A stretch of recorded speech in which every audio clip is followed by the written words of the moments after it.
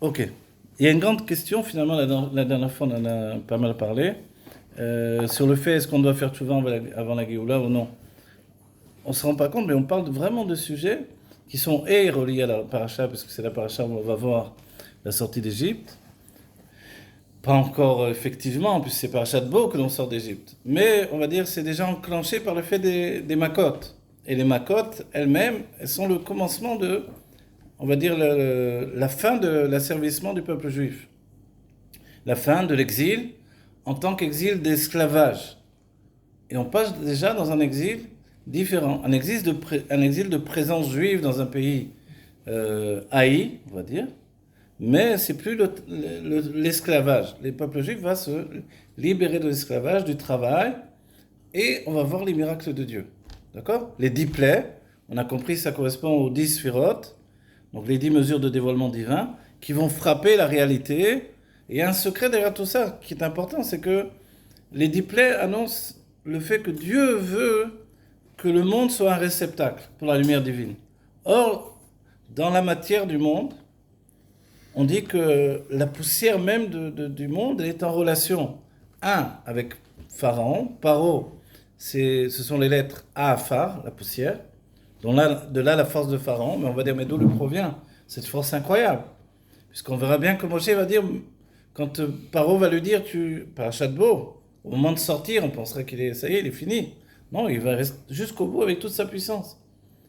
Et quand il va dire à Moshe, ne revois plus mon visage, sinon le jour où tu me verras, tu vas mourir. Et Moshe va acquiescer, tu as raison. On dit, pourquoi tu dis tu as raison? Parce que Moshe savait que c'était effectif. Pourquoi? Parce qu'on verra que le Moshe de Gdusha que l'on connaît, nous, de sainteté, confronté au au pharaon de sainteté, Moshe, il a perdu pied. Il a vu qu'il n'avait pas, malgré son âme supérieure au nôtre, puisqu'il vient, nous venons du monde de Hatzilut à la base. Lui, il vient du monde du Tohu, le monde qui a précédé, c'est-à-dire à partir du Keter et au-dessus. Ah ouais. Alors Moshe, on va dire, qu'est-ce qui peut le freiner? Qu'est-ce qui peut l'arrêter? L'Admorem Saïd dit que quand il dit Kvad Lachon Kvad Lachon Kvad Dibur Anochi, je suis lourd de bouche et lourd de langue, l'Admorem Saïd nous dit par rapport à la Torah écrite et la Torah orale. C'est-à-dire que pour Moshe, donner la Torah, c'est descendre de niveau. Le niveau de Moshe, on ne sait pas encore vraiment ce que c'est. Mais quand Moshe de Gdusha rencontre le pharaon, Bo el Paro, il va rentrer dans le pharaon, on reviendra sur ce point-là. À ce moment-là, il se rend compte que c'est un niveau qu'il n'a jamais approché. À un tel degré qu'il ne pense pas qu'il va en sortir vivant. Il se dit, maintenant je pars, je ne reviens plus, c'est fini. Et quand il revient finalement, que Pharaon lui dit, tu n'as pas intérêt à me revoir maintenant, il dit, mais oui, tu as raison, j'en suis conscient. Alors, mais qu'est-ce qui s'est passé? En fait, à l'intérieur de Pharaon, c'est comme à l'intérieur de la poussière de la terre, il y a l'essence de Dieu. Et c'est le grand secret de notre génération. La génération la plus basse, elle va apporter la Géoula parce elle est à proximité de l'essence de Dieu. On est le niveau le plus bas. Vous vous rappelez, les malamala d'Enketz ou les matamata d'Entachlit. Dieu se dévoile tout en haut jusqu'à l'infini, et tout en bas jusqu'à ce qu'il n'y ait plus de... C'est curieux, le terme Entachlit, on peut le traduire, qu'il n'y ait plus aucun raisonnement. C'est fini. Tous les raisonnements, même de doucha, de sainteté, de service de Dieu, on annule tout. Le rabbi dit, il y a même un niveau de servir Dieu ou d'étudier les malam et les shem shamaim. Pour le nom de Dieu, c'est quoi? J'étudie parce que je suis juif. Sous-entendu que la matière de mon corps, qui a été choisie par Dieu au don de la Torah, fait que c'est normal, j'étudie, je suis juif. C'est mon être. C'est pas un choix, c'est comme ça. Qui d'autre va étudier? C'est moi qui ai reçu cette Torah. Elle est en rapport avec ma personnalité profonde. Et en fait, comme l'essence de Dieu se trouve ici-bas, la terre elle-même, elle est d'une puissance que tous les mondes divins ne possèdent pas. C'est bien que, regardez bien la photo d'Adam Arishon, elle vient d'une base qui est importante. On va dire qu'elle vient d'un fruit, le fruit vient de la terre. Mais est-ce qu'il y a dans la terre quelque chose qui aurait pu entraîner la faute? Et oui, Dieu a dit à la terre de faire un arbre fruit qui donne des fruits, Etz-Pri au Sépri, et la terre a fait un Etz au Sépri. Elle a fait un arbre qui donne des fruits. Ah, mais il n'est plus un arbre fruit. Où est l'arbre fruit? Elle a répondu à Hachem, j'ai réfléchi que si je fais un arbre fruit qui donne des fruits, les hommes ne vont pas attendre que les fruits arrivent, ils vont manger l'arbre. Si le goût de l'arbre est le même que le goût des fruits, on coupe une branche, on mange la branche, après encore une autre, après il n'y a plus d'arbre. Alors, je n'allais pas courir au suicide, j'ai fait un arbre qui donne des fruits. Logique, très bien, ok, super. Mais tu as désobéi à Dieu. Donc tu as intégré la désobéissance dans ton être, il est là, elle est là. Comment ça se fait? Alors on va dire quel Dieu lui parle et quelle base dans Dieu qui désobéit. Le Dieu dont on parle, c'est la lumière divine qui vient d'en haut, c'est le nom Havayé. C'est le dévoilement divin qui vient d'en haut, des mondes divins. Là, il ordonne depuis le monde de Hatzilut, et la terre désobéit depuis où? Depuis l'essence de Dieu. Et c'est là où on se rend compte que notre génération, même si on peut dire on est les plus petits, les plus bas, on est 0 de 0 à côté des autres, il n'empêche qu'on atteint un niveau de Messirut Nefesh comme il n'y a jamais eu dans tous les temps. On va dire, mais pourquoi? C'est le rabbi qui l'a mis en éveil, parce que nous, on n'aurait pas osé dire un truc pareil. Mais pourquoi? Parce que tout ce que l'on fait aujourd'hui, c'est Messirut Nefesh. Tout, n'importe quoi. N'importe quoi. C'est-à-dire, le matin, on va dire, il met les tefilines. Quel Messirut Nefesh il fait là? Il fait ça tous les jours. Non, chaque jour, c'est un Messirut Nefesh de lui mettre. C'est pas vrai que tous les jours j'ai envie, c'est pas vrai que tous les jours j'ai envie de prier en minyan, c'est pas vrai que j'ai envie d'aller... C'est pas vrai. Qu'est-ce qui se passe? Il se passe que le juif, il est tellement proche de l'essence de Dieu qu'il a en lui quelque chose qui désobéit de manière naturelle. Et pourtant, il est capable de faire ce qu'il veut. Et vous voyez, le rabbi a mis en avant la nature des Français, cette nature de rouspéter, de désobéir. En fait, c'est parce que c'est proche de l'essence, cette nature-là. Une nature qui fait que je ne suis pas le mouton qui va dans le sens de tout le monde. Non, je suis capable de désobéir, et pourtant, on voit que ça devient une source de diffusion du judaïsme, la France. C'est extraordinaire, le rabbi l'a souligné. C'est-à-dire que tous les autres, ils ont reçu une influence de cette source de judaïsme qui aujourd'hui va entraîner la Géoula. La Géoula, elle passe par Tzafat. Donc c'est pour ça qu'on doit prendre en compte que notre Torah, la Torah des Français, notre Torah, c'est-à-dire notre expression de la Torah, elle est particulière. Elle est une Torah d'analyse comme d'autres n'ont peut-être pas. Ni les Américains, ni les Israéliens.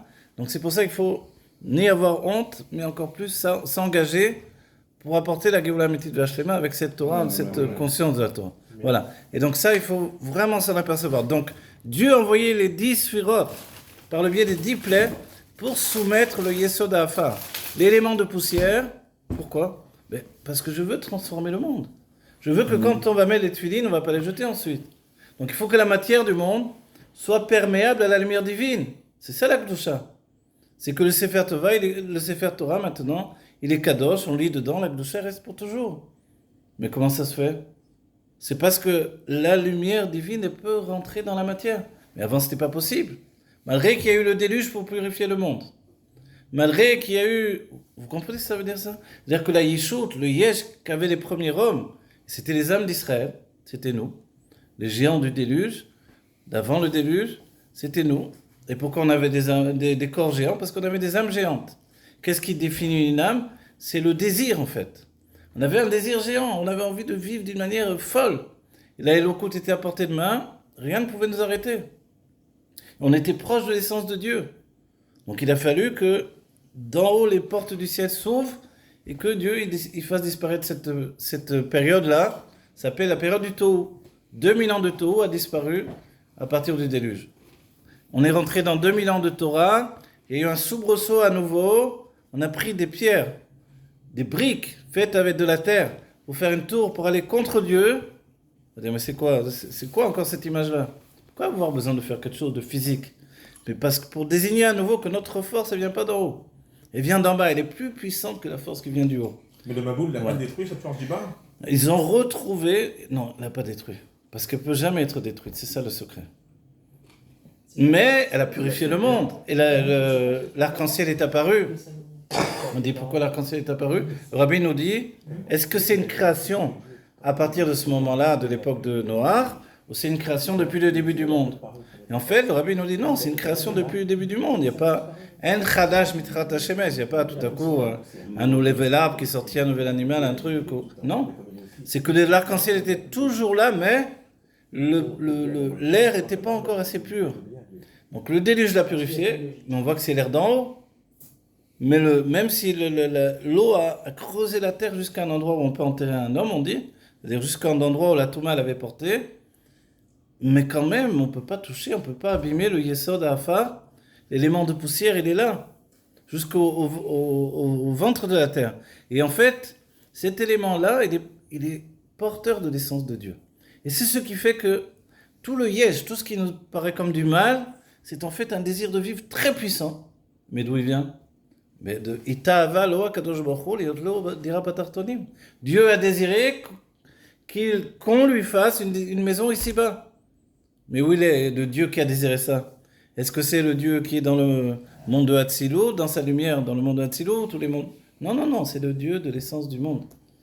L'essence de tout, l'être qui contient tout en lui. Il se trouve dans la poussière du monde. Et c'est là où il veut qu'on aille à sa rencontre. C'est pour ça. Et lui, il s'est caché là.